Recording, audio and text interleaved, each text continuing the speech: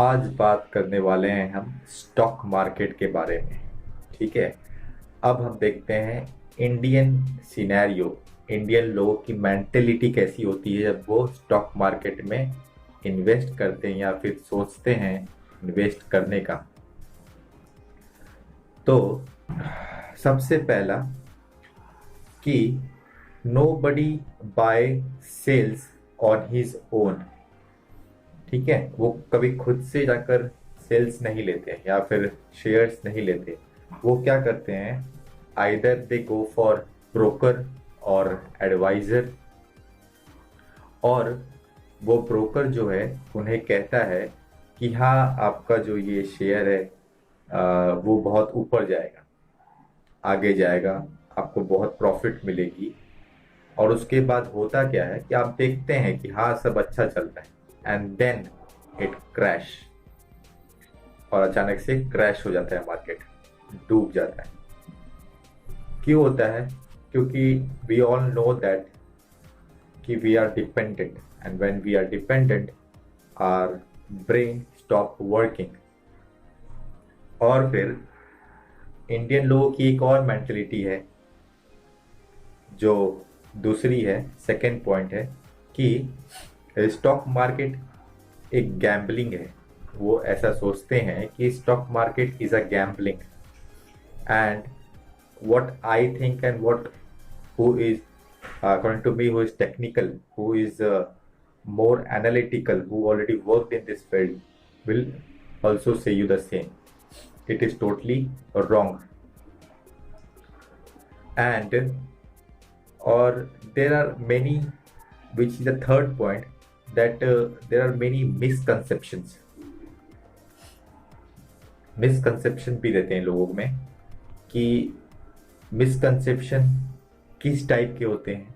सबसे पहला मिसकंसेप्शन है, मिसकंसेप्शन मतलब कि आप गलत धारणा रखें, उसके बारे में गलत सोच रखें। जैसे कि स्टॉक मार्केट बहुत ही रिस्की है, stock market is very risky, which is not, because you have to think, when you are investing for the short period of time, then it is risky. But when you are investing for long term capital gain, then it is not risky at all. Second misconception is very strong knowledge that whoever, means whoever work in this field or invest in this field need to have a vast knowledge in this field, and this is also totally wrong. Because as I can give you a few examples, who like Parag Parekh. You know Parag Parekh? His background is in master degree in commerce. You know Radha Krishna Dhamani? He is the founder or promoter. Promoter word use होता है, use करते हैं हम इसे share market में। Promoter कौन होता है? जो एक कंपनी खोलता है, one who opens a company, right.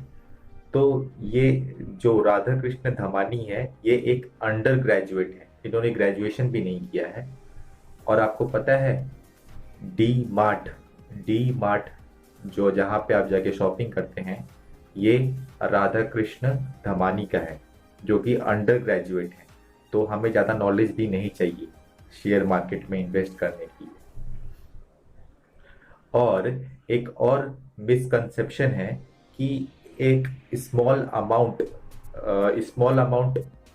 में हम शेयर मार्केट में नहीं इन्वेस्ट कर सकते। शेयर मार्केट के लिए ज़्यादा पैसा लगता है, means you need to have more money to invest, और if you have small money you can't invest in share market. This is totally wrong.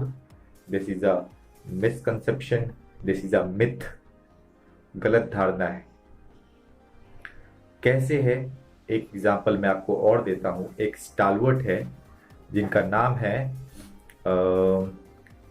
Mister पोरिंजू वेलियांत, ये केरला के रहने वाले हैं और काफ़ी फेमस हैं स्टॉक मार्केट में, जिनका टर्न ओवर जो है वो है 24 बिलियन US डॉलर।